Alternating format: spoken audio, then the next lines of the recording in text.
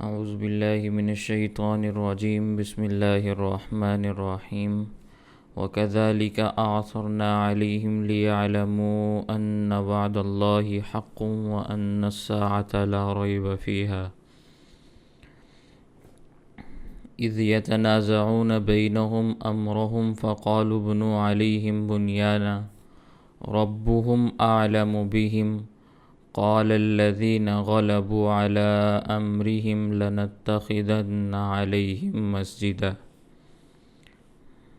سيقولون ثلاثة رابعهم كلبهم ويقولون خمسة سادسهم كلبهم رجما بالغيب ويقولون سبعة وثامنهم كلبهم قل ربي أعلم بعدتهم ما يعلمهم إلا قليل فلا تمار فيهم إلا مراء ظاهرا ولا تستفت فيهم منهم أحدا ولا تقولن لشيء إني فاعل ذلك غدا إلا أن يشاء الله واذكر ربك إذا نسيت وقل عسى أن يهديني ربي لأقرب من هذا رشدا وَلَبِثُوا فِي كَهْفِهِمْ 300 سِنِينَ وَازْدَادُوا 9 قُلِ اللَّهُ أَعْلَمُ بِمَا لَبِثُوا لَهُ غَيْبُ السَّمَاوَاتِ وَالْأَرْضِ أَبْصِرْ بِهِ وَأَسْمِعْ مَا لَهُم مِّن دُونِهِ مِن وَلِيٍّ وَلَا يُشْرِكُ فِي حُكْمِهِ أَحَدًا صدق اللہ العظیم وَكَذَلِكَ أَعْثَرْنَا اور اسی طرح ہم نے اطلاع دی اصحاب کہف کے بارے میں لوگوں کو لیعلموا تاکہ وہ جان لیں ان وعد اللہ حق بے شک اللہ کا وعدہ سچا ہے وان الساعۃ اور بے شک قیامت لا ریب فیہا اس کے آنے میں کوئی شک نہیں اذ یتنازعون جس وقت انہوں نے جھگڑا کیا بینہم آپس میں امرہم اپنے معاملے میں فقالو تو انہوں نے کہا بناؤ ان کے اوپر ایک عمارت ربہم اعلم بہم ان کا رب انہیں خوب جانتا ہے قال الذین کہا ان لوگوں نے غلبوا علی امرہم جو غالب رہے اپنے معاملے میں لنتخذن علیہم مسجدا کہ ہم ضرور بنائیں گے ان کے قریب ایک مسجد سیقولون ان قریب وہ کہیں گے ثلاثۃ وہ 3 تھے رابعہم کلبہم چوتھا ان کا کتا تھا وَيَقُولُونَ اور بعض کہیں گے خَمْسَةٌ وہ 5 تھے سادسہم قلبہم چھٹا ان کا کتا تھا رجمم بالغیب تیر اندازی کر رہے ہیں بغیر دیکھے وَيَقُولُونَ اور کہنے والے کہتے ہیں سبعۃ وہ 7 تھے وَثَامِنُهُمْ قَلْبُهُمْ 8واں ان کا کتا تھا قُلْ رَبِّي أَعْلَمُ آپ کہہ دیجئے کہ میرا رب زیادہ اچھے طریقے سے جانتا ہے بعدتہم ان کی گنتی کو ما یعلمہم الا قلیل نہیں جانتے اسے مگر کچھ لوگ فلا تماری فیہم تو آپ ان کے بارے میں جھگڑا نہ کریں الا مراء ظاہرا مگر سرسری سی کوئی بات اگر کہنی ہو ولا تستفتی فیہم اور آپ نہ پوچھیں ان کے بارے میں منہم ان میں سے احدا کسی سے بھی کچھ بھی۔ یہ آیات کا ترجمہ ہے جو میں نے آپ کے سامنے ابھی تلاوت کی ہیں۔ اصحاب کہف کا تذکرہ آپ کے سامنے ہو رہا ہے۔ پچھلی کچھ آیات میں بھی آپ کے سامنے میں نے اصحاب کہف کا تذکرہ بیان کیا ہے۔ وقت کے ظالم جابر بادشاہ نے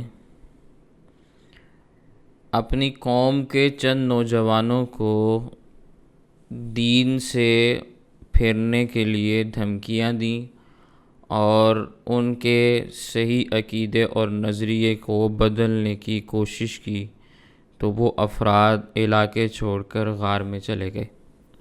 اگلے رکوع میں آپ کے سامنے آئے گا کہ وہ 309 سال تک کھائے پیے بغیر وہاں سوتے رہے، حالانکہ عادتاً انسان اتنی دیر کھائے پیے بغیر زندہ نہیں رہتا، اور 309 سال کوئی معمولی زمانہ نہیں ہے، بہت لمبا ٹائم پیریڈ ہے۔ تو اللہ تعالیٰ نے ان آیات کے اندر ان افراد کا تذکرہ کیا ہے۔ یہ کھانے پینے کی ضرورتیں اللہ نے انسان کے ساتھ دنیا کی زندگی میں لگائی ہیں۔ اللہ نے انسان کے وجود کو پیدا ہی اس انداز میں کیا ہے کہ عالم اسباب میں یہ خوراک کا محتاج ہوتا ہے۔ انبیاء کرام کے بارے میں اللہ تعالیٰ نے قرآن کریم میں ایک جملہ ارشاد فرمایا ہے، سورۃ الانبیاء آپ پڑھیں گے وہاں آپ کو یہ آیت مل جائے گی۔ اللہ تعالیٰ فرماتے ہیں وَمَا جَعَلْنَاهُمْ جَسَدًا لَا يَأْكُلُونَ الطَّعَامَ، ہم نے رسولوں کو بھی ایسے جسم نہیں دیے جو کھانا نہ کھاتے ہوں، یعنی پیغمبروں کو بھی بھوک لگتی ہے، پیاس لگتی ہے، گرمی لگتی ہے، سردی لگتی ہے، بیمار ہوتے ہیں، تکلیفیں آتی ہیں، سارے کے سارے بشری تقاضے انبیاء کے ساتھ بھی ہیں۔ لیکن اصحاب کہف اور ان کے کتے کا بغیر کھائے پیے 309 سال تک زندہ رہنا یہ اللہ کی قدرت کی نشانیوں میں سے ہے۔ اسی لیے اللہ تعالیٰ ان آیات میں خود فرما رہے ہیں ذالک من آیات اللہ، یہ اللہ کی نشانیوں میں سے ہے۔ آج کی دنیا میں لوگ اشکال کرتے ہیں کہ جب انبیاء بغیر کھائے زندہ نہیں رہ سکتے، قرآن میں اللہ نے یہ بات بیان کی، تو اصحاب کہف کیسے زندہ رہ سکتے ہیں؟ وہ تو نبی بھی نہیں تھے، کسی نبی کے صحابی بھی نہیں تھے، بلکہ وہ تو اپنے وقت کے ولی اللہ تھے، صالحین میں سے تھے۔ تو صالح بغیر کھائے پیے زندہ رہ لے اور 309 سال تک زندہ رہے، اور نبی 100 سال بھی زندہ نہ رہ سکے بغیر کھائے پیے، تو اس میں تو انبیاء کی توہین ہے نا۔ تو لوگ پھر یوں کہتے ہیں کہ ہم انبیاء کی توہین برداشت نہیں کرتے، ہم قرآن کی اس آیت میں تبدیلی کر دیں گے کہ وہ 309 سال تک زندہ نہیں تھے بلکہ مردہ حالت میں تھے، یا اس کی کوئی ایسی تعویل کریں گے کہ کھانے پینے سے جان چھڑانی پڑے۔ حالانکہ قرآن کریم میں اللہ تعالیٰ واضح طور پر فرما رہے ہیں کہ انسان کو زندہ بھی رکھیں اور اتنی لمبی مدت کے لیے بھی زندہ رکھیں اور کھانے پینے کی حاجت بھی اسے نہ ہو، ذالک من آیات اللہ، یہ اللہ کی نشانیوں میں سے ہے۔ تو اللہ کی قدرت سے کوئی بعید بات نہیں کہ وہ اللہ 1000 سال بھی انسان کو اس دنیا کے اندر زندہ رکھے اور کھانے پینے کا محتاج نہ بنائے۔ اس لیے تعویل کرنے کی ضرورت ہی نہیں، معنی بدلنے کی ضرورت ہی نہیں، ظاہری طور پر الفاظ میں تبدیلی کرنے کی ضرورت ہی نہیں ہے۔ سمجھ آ رہی ہے میری بات؟ اس لیے اس کو سمجھنا ہے۔ موجودہ زمانے کے ملحدین انہی باتوں کو لے کر اعتراضات اٹھاتے ہیں، اور ان اعتراضات کے جوابات اللہ نے خود ہی قرآن میں بیان کیے ہوئے تھے، لیکن عقل اور فہم کی کمزوری کی وجہ سے، نہ ہونے کی وجہ سے وہ اس کو سمجھ نہیں پاتے۔ پچھلے سبق میں میں نے آپ کے سامنے یہ بات عرض کی تھی کہ اتنا لمبا عرصہ سونے کے بعد جب وہ بیدار ہوئے تو آپس میں پھر ان کے درمیان یہ بات شروع ہوئی کہ ہم یہاں کتنا عرصہ ٹھہرے ہیں۔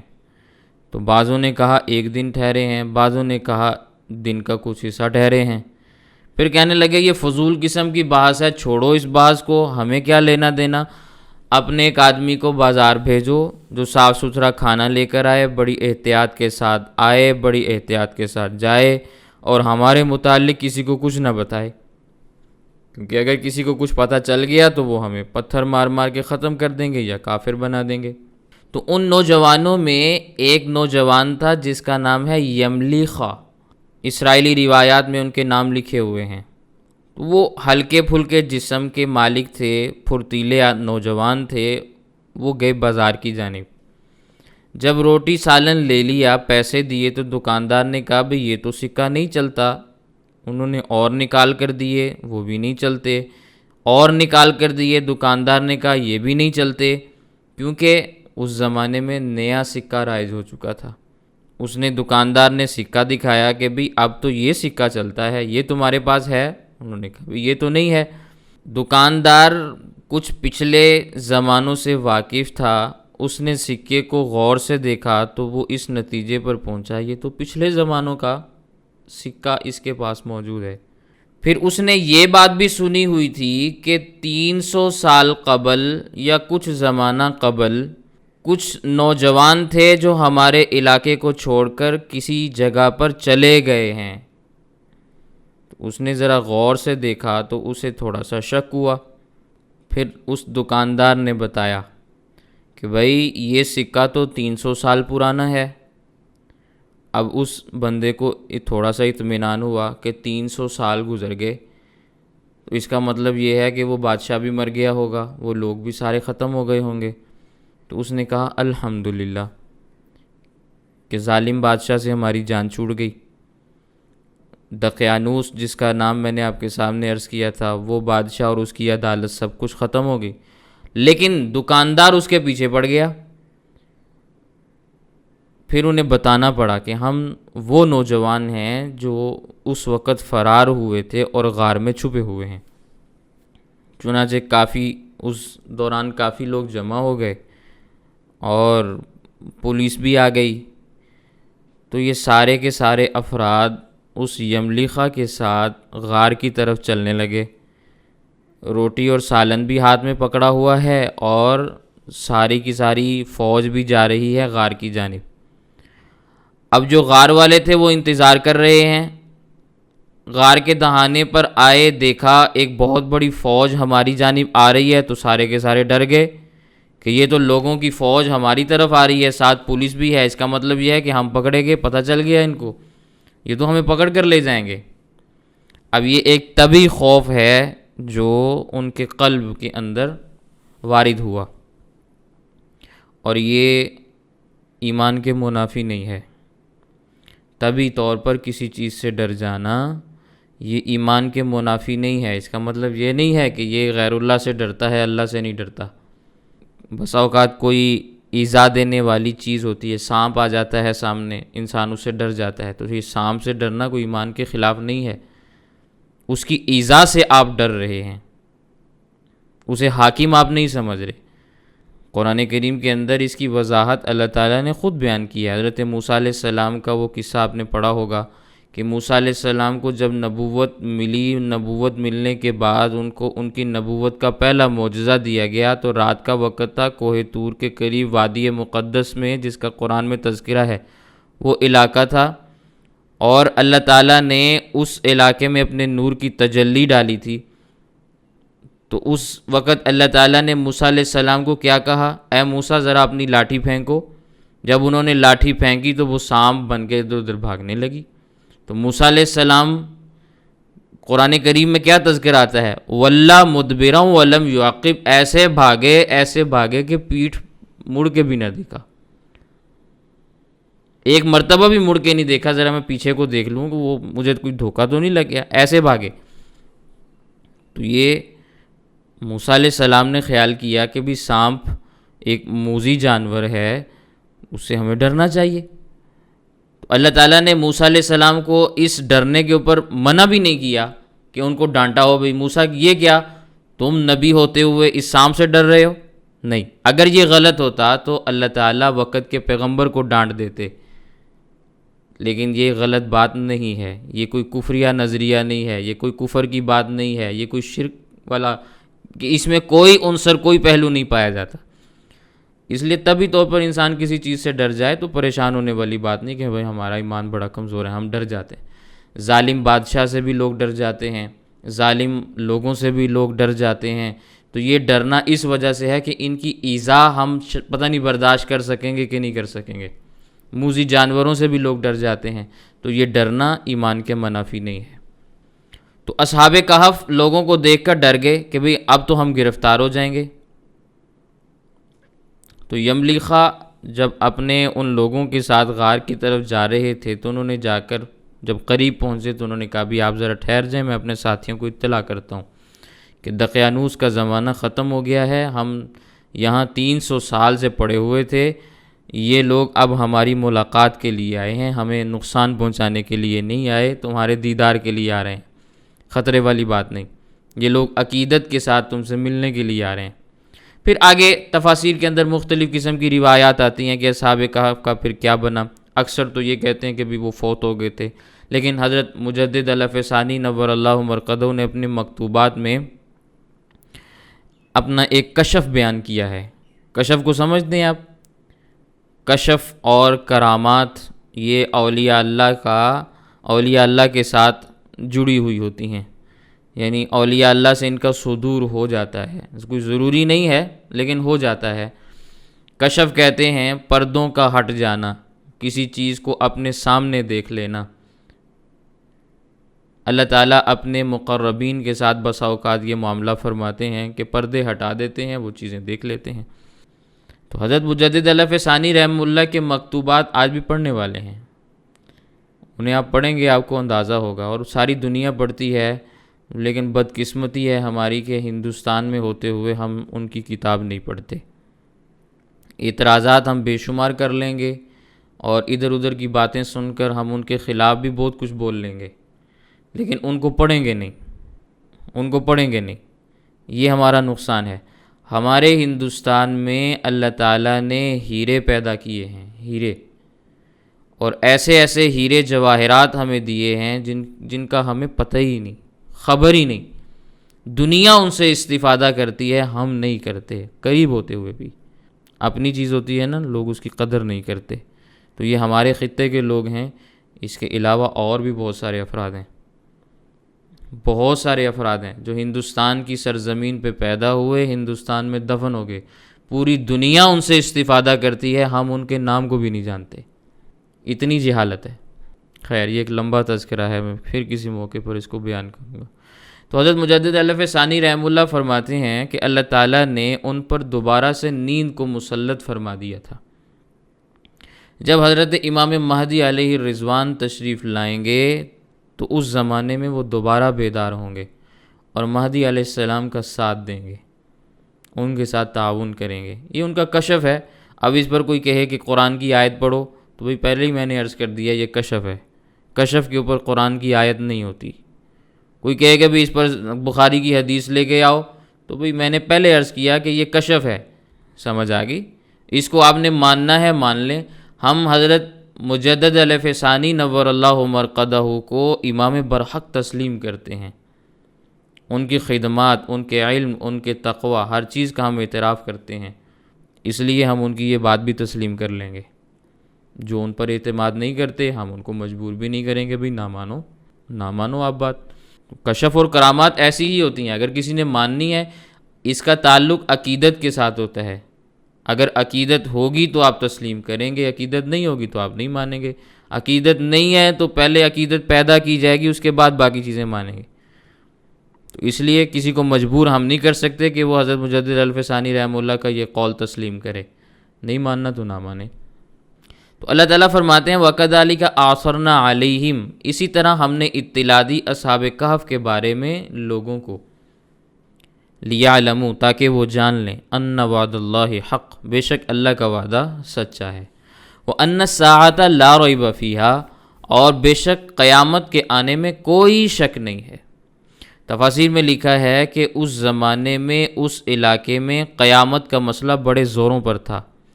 ایک گروہ کہتا تھا قیامت آئے گی، دوسرا گروہ کہتا تھا قیامت نہیں آئے گی۔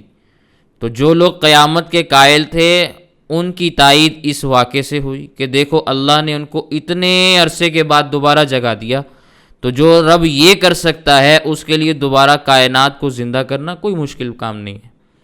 وہ تمام انسانوں کو، تمام حیوانوں کو زندہ کر کے میدان معاشر میں جمع کرے گا۔ تو اللہ تعالیٰ نے اس واقعے کو بطور دلیل ان کے سامنے پیش بھی کر دیا کہ لوگ اس کو دیکھ سکیں اور یہ سمجھ سکیں کہ اللہ کا وعدہ قیامت کے بارے میں سچا ہے، قیامت ضرور آئے گی، اس کے آنے میں کوئی شک نہیں۔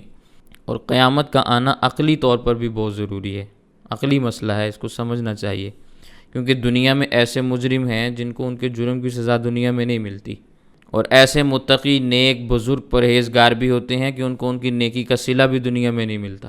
سوچا ہوگا آپ نے کہ فلاں اتنی نیکیاں کر کے گیا، اسے دنیا میں کیا ملا؟ فلاں اتنا ظلم کر کے گیا، اس کے ظلم کا حساب کون لے گا؟ تو اگر قیامت نہ آئے تو مجرموں کو سزا کیسے ملے گی؟ ایمان والوں کو جزا کیسے ملے گی؟ تو پھر اس کا مطلب یہ بنتا ہے کہ اللہ تعالیٰ احکم الحاکمین نہیں ہے، ان کے ہاں کوئی عدل اور کوئی انصاف نہیں ہے۔ اس لیے ہم اس نظریے کو تسلیم نہیں کرتے، ہم اللہ کی عدالت کو بھی تسلیم کرتے ہیں، اللہ کی حاکمیت کو بھی مانتے ہیں، اس لیے ہم قیامت کو بھی تسلیم کرتے ہیں۔ تو اللہ تعالیٰ فرماتے ہیں اذ یتنازعون بینہم، جس وقت انہوں نے آپس میں جھگڑا کیا، امرہم، اپنے معاملے میں، فقالو، تو کچھ لوگوں نے کہا، ابنو علیہم بنیانا، بناؤ اس کے اوپر ایک عمارت یادگار کے طور پہ، کہ آنے والی نسلوں کو پتہ چلے کہ اصحاب کہف یہاں رہے۔ کسی نے کہا یہاں لائبریری بنا دو، کسی نے کہا یہاں مینار بنا دو، کسی نے کہا یہاں کوئی عمارت بنا دو۔ اہل حق کا اس زمانے میں غلبہ تھا، وہ عیسیٰ علیہ السلام کے دین پر چلنے والے تھے، اگرچہ دوسرے پیغمبروں کے ماننے والے بھی اس زمانے میں موجود تھے، لیکن غلبہ عیسائیوں کا تھا۔ تو اللہ تعالیٰ فرماتے ہیں ربہم اعلم بہم، ان کا رب ان کو خوب جانتا ہے کہ وہ کس انداز کے لوگ تھے۔ قال الذین غلبوا علی امرہم، کہا ان لوگوں نے جو غالب رہے اپنے معاملے میں، کیا کہا انہوں نے؟ لنتخذن علیہم مسجدا، ہم ضرور ان کے قریب ایک مسجد بنائیں گے، سجدہ گاہ بنائیں گے، کیونکہ یہ برگزیدہ لوگ تھے، انہوں نے اپنا ایمان بچانے کے لیے بڑی تکلیفیں اٹھائیں، اللہ نے ان کو بڑا شرف بخشا کہ 300 سال کے بعد ان کو بیدار کر کے اپنی قدرت کا کرشمہ ظاہر کر دیا، لہٰذا ان کی شایان شان یہ ہے کہ یہاں مسجد تعمیر کی جائے جہاں لوگ اللہ کی عبادت کا فریضہ سر انجام دیا کریں۔ تو بعض لوگوں نے کہا ہم یہاں مسجد بنائیں گے، سجدہ گاہ بنائیں گے۔ پھر وہ مسجد بنی یا نہیں بنی یہ ایک بعد کا معاملہ ہے، اسرائیلی روایات میں اس کا تذکر آتا ہے، بعض حضرات کہتے ہیں وہاں مسجد بنی بعد میں ختم ہو گئی، یا بعض لوگوں نے وہاں سجدہ کرنا شروع کیا۔ سجدہ اللہ کو کرتے تھے، موحد لوگ تھے، توحید پرست تھے، اصحاب کہف کو نہیں کرتے تھے۔ تو بہرحال اس کے بعد زمانے کے گزرنے کے ساتھ ساتھ آثار مٹ گئے۔ پھر آگے اللہ تعالیٰ فرماتے ہیں کہ اصحاب کہف کی تعداد کے متعلق کوئی کچھ کہتا ہے، کوئی کچھ کہتا ہے۔ سیقولون ثلاثہ، کچھ لوگ ایسے ہوں گے جو یہ کہیں گے کہ وہ 3 تھے، رابعہم کلبہم، چوتھا ان کا کتا تھا۔ ویقولون، بعض کہنے والے یہ کہیں گے خمسۃ، وہ 5 تھے، سادسہم کلبہم، چھٹا ان کا کتا تھا۔ اللہ تعالیٰ نے دونوں قول بیان کر کے فرمایا رجمم بالغیب، یہ تو تیر اندازی ہے بغیر دیکھے، آنکھیں بند کر کے آپ تیر چلا رہے ہیں۔ کوئی آدمی اندھا بن کر تیر چلائے تو وہ کہاں نشانے پہ جا کے لگتا ہے؟ تو یہ اسی قسم کی باتیں ہیں جن کو آپ کہہ سکتے ہیں بغیر سر و پا کے باتیں، جن کا نہ سر ہے نہ پیر ہے، بس بولنے والے بولتے چلے جا رہے ہیں۔ تو اللہ تعالیٰ نے ان دونوں اقوال کی تردید کر دی، رد کر دیا۔ وَيَقُولُونَ، پھر کہنے لگے، بعض کہنے والے یہ کہتے ہیں سبعۃ، وہ 7 تھے، وَثَامِنُهُمْ كَلْبُهُمْ، 8واں ان کا کتا تھا۔ اب اس قول کی اللہ نے تردید نہیں کی، پہلے 2 اقوال بیان کر کے اللہ تعالیٰ نے کیا فرمایا؟ رجمم بالغیب، وہ بغیر دیکھے تیر اندازی ہے۔ لیکن اس سے اگلی بات جب فرمائی وَيَقُولُونَ سَبْعَةٌ وَثَامِنُهُمْ كَلْبُهُمْ، اس کو رد نہیں کیا، اگرچہ واضح طور پر اس کا اس بات بھی نہیں ہے لیکن اس کو رد بھی نہیں کیا۔ پھر ساتھ ہی فرما دیا قُل رَبِّ أَعْلَمُهُمْ، قُل رَبِّ أَعْلَمُ بِعِدَّتِهِمْ مَا يَعْلَمُهُمْ إِلَّا قَلِيلٌ، آپ ان کو کہہ دیں کہ میرا رب ان کی گنتی کو زیادہ اچھے طریقے سے جانتا ہے۔ ما یعلمہم الا قلیل، اصحاب کہف تھوڑے سے افراد تھے، زیادہ نہیں تھے، وہ جتنے بھی تھے اللہ کو ان کی گنتی کا علم ہے۔ حضرت عبداللہ بن عباس رضی اللہ تعالیٰ عنہما مفسر قرآن ہیں، میں نے پہلے بھی ان کے بارے میں بہت ساری باتیں آپ کے سامنے عرض کی۔ حضرت عبداللہ بن عباس رضی اللہ تعالیٰ عنہ فرمایا کرتے تھے انا من القلیل، انا من القلیل، میں ان تھوڑے افراد میں سے ہوں جو اصحاب کہف کی گنتی کو جانتے ہیں۔ شاگردوں نے فرمایا حضرت پھر بتائیں وہ کتنے تھے؟ تو فرمانے لگے 7 تھے، 8واں ان کا کتا تھا۔ شاگردوں نے کہا حضرت اس کی کوئی دلیل بھی ہے؟ تو فرمانے لگے اس کی دلیل یہی ہے کہ اللہ نے پہلے 2 اقوال بیان کیے، دونوں اقوال بیان کرنے کے بعد کہ وہ 3 تھے، چوتھا ان کا کتا تھا، ٹھیک ہے، بعض کہتے ہیں 5 تھے، چھٹا ان کا کتا تھا، ان دونوں کو رد کر دیا یہ کہتے ہوئے کہ یہ بغیر دیکھے تیر چلا رہے ہیں، اور اس کے بعد جو بات بیان کی وہ یہ بیان کی کہ وہ 7 تھے، 8واں ان کا کتا تھا، اس کو رد نہیں کیا۔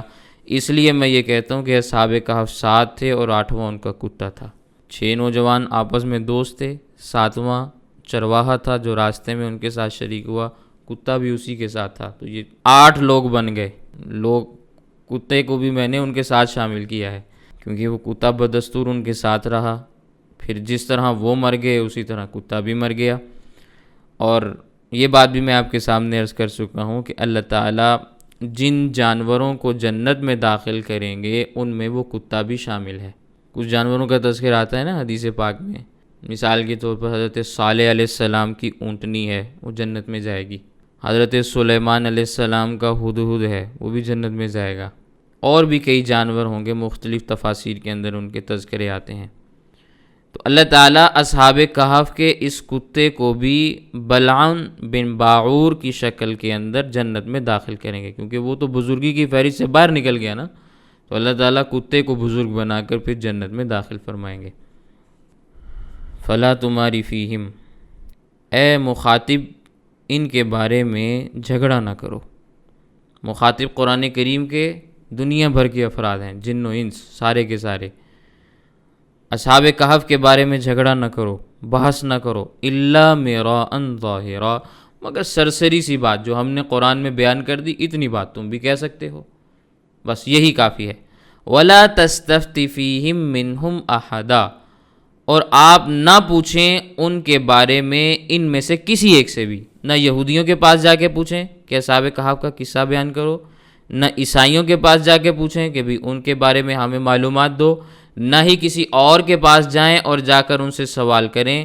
قرآن میں جس چیز کو اللہ نے بیان کر دیا بس وہ کافی ہے، جتنا اللہ نے ہمیں بتانا تھا وہ بیان کر دیا، اس کے علاوہ اب ہمیں کسی ایسی تفسیر کی بھی ضرورت نہیں جو خواہ مخواہ لمبی ہو کہ بھی وہ ایسے تھے، وہ ایسے نہیں، وہ ایسے تھے، یہ ان کے حالات تھے، وہ یہ کرتے تھے، وہ کرتے تھے، وہ ادھر آتے تھے، ادھر جاتے تھے، ان کے ساتھ یہ ہوا، ان کے ساتھ وہ ہوا۔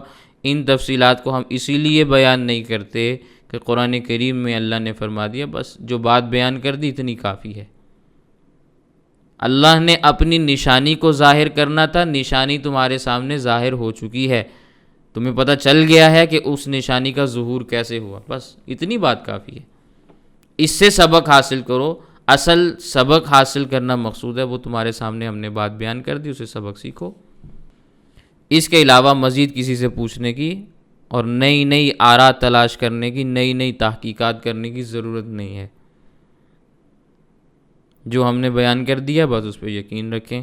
تو یہ اصحاب کہف کے تذکرے ہیں جو ان آیات کے اندر اللہ تعالیٰ خود بیان کر رہے ہیں، اور ساتھ ساتھ اصلاح بھی فرما رہے ہیں، مختلف احوال سے، مختلف طریقوں سے، مختلف انداز میں انسانوں کی اصلاح بھی جاری ہے۔ تو سمجھنے والی بات یہ ہے کہ ہم قرآن کریم کے ان قصوں کو قصہ سمجھ کر نہ پڑھیں، ان سے اپنی ہدایت اور اصلاح اخذ کریں کہ ہمیں ان معاملات میں اپنے آپ کو کیسے چلانا ہے، ہم نے اپنے آپ کو کیسے بچانا ہے، ہم نے اپنے آپ کو دین کے اوپر کیسے رکھنا ہے۔ انسان اس انداز میں غور و فکر کرے، یوں اپنے آپ کو چلائے، قرآن کریم سے ہدایت اور رہنمائی حاصل کرے، اللہ تعالیٰ ایسے بندے کو کامیاب فرما دیتے ہیں۔ اسے باتیں سمجھ بھی آ جاتی ہیں، اسے قرآن کریم کا انداز بھی سمجھ میں آ جاتا ہے، قرآن کریم کے لہجے بھی سمجھ میں آ جاتے ہیں، ساری چیزیں سمجھ میں آ جاتی ہیں، ہدایت ایسے شخص کا مقدر بن جاتی ہے۔